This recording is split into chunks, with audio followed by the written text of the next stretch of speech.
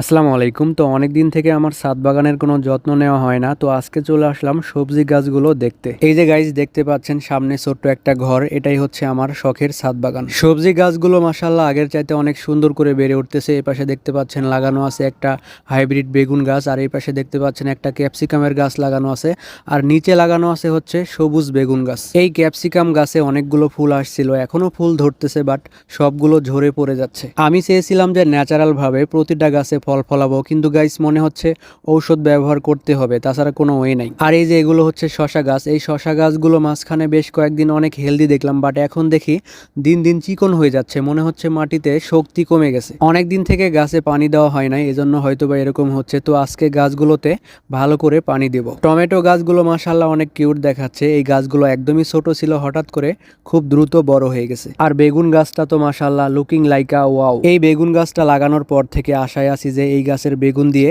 রমজান মাসে বেগুনি বানিয়ে ইফতার করব ইনশাআল্লাহ। আর এখানে লাগানো আছে হচ্ছে দুইটা ড্রাগন গাছ। ড্রাগন গাছগুলোর কালারও চেঞ্জ হয়ে গেছে, মনে হচ্ছে আর কয়েকদিন পরেই নতুন কুশি বের হবে। তারপর গাইস আমি এখানের গাছগুলো দেখে এখন চলে যাচ্ছি সন্ধ্যার দিকে প্রত্যেকটা গাছে ভালো করে পানি দিয়ে দিব। তারপর আমি এদিকে চলে আসলাম, যেহেতু নতুন ফোন কিনেছি, নতুন ফোনের জুম বাড়ি দিচ্ছি আর দেখতেছি যে ভিডিওগুলো কেমন হয়।